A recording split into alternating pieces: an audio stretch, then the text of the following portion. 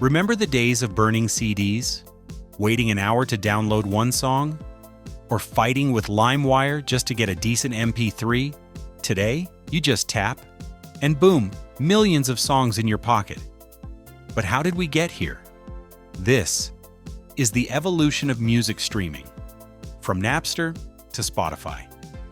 It all started in 1999, when two college students, Sean Fanning and Sean Parker, launched a game-changer, Napster. For the first time ever, you could share music online for free.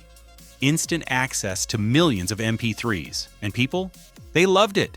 No longer do you have to go to a store and plunk down money. Napster exploded.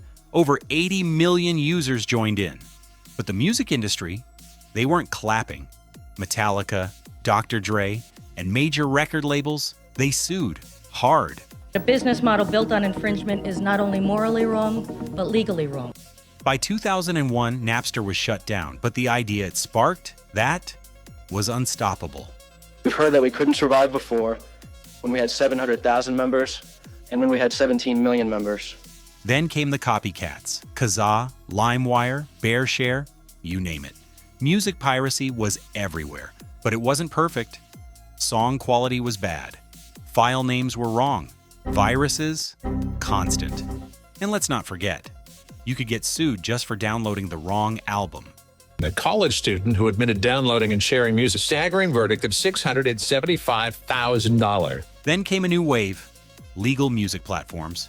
They tried subscriptions, monthly fees for unlimited listening. It was clunky, but it planted a seed.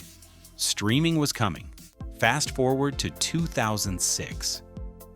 A Swedish startup called Spotify launched with one mission: make music easy, legal, and global. You didn't download songs anymore, you streamed them instantly. Spotify had it all: a massive library, custom playlists, a free plan with ads, and a sleek premium version too. It was smooth, it was fast, and it felt like magic. Spotify didn't just change how we listen, it changed the entire music industry. Downloads plummeted, CDs became irrelevant. And artists? They had a new problem. Streaming didn't pay much, like really not much.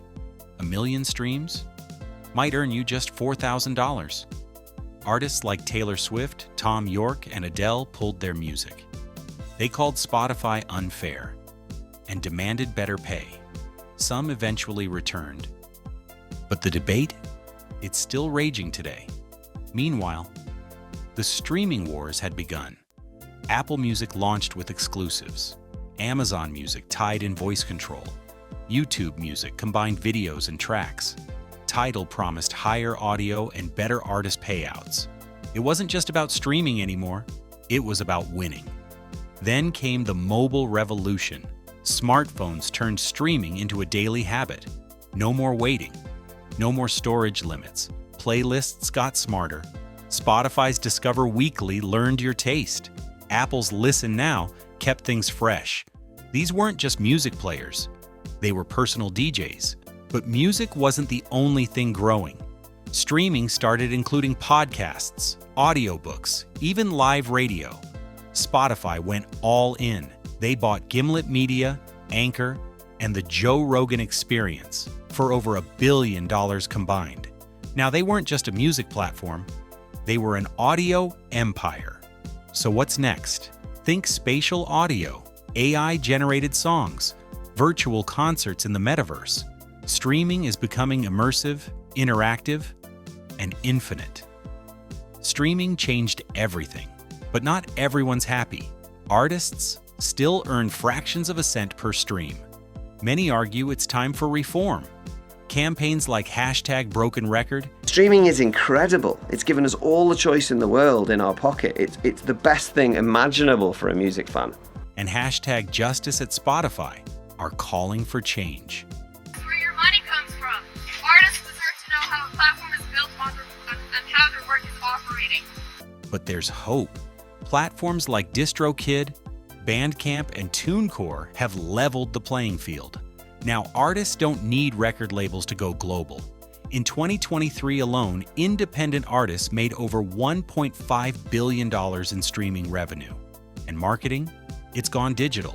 One viral TikTok, one meme, one influencer, shout out, and boom, a global hit. What's next? AI is already creating beats, writing lyrics, producing entire albums. The metaverse is hosting virtual festivals, and fans are exploring music in 3D. But at its core, streaming helps us discover new sounds, new cultures, new voices. It's not just convenient, it's transformative. So the next time you open your music app, remember, you're not just hitting play, you're part of a revolution, a journey that started with piracy and evolved into possibility. If you loved this deep dive, hit that like button. Drop a comment. What's your favorite streaming platform? And don't forget to subscribe for more music, tech, and stories that shaped the digital age.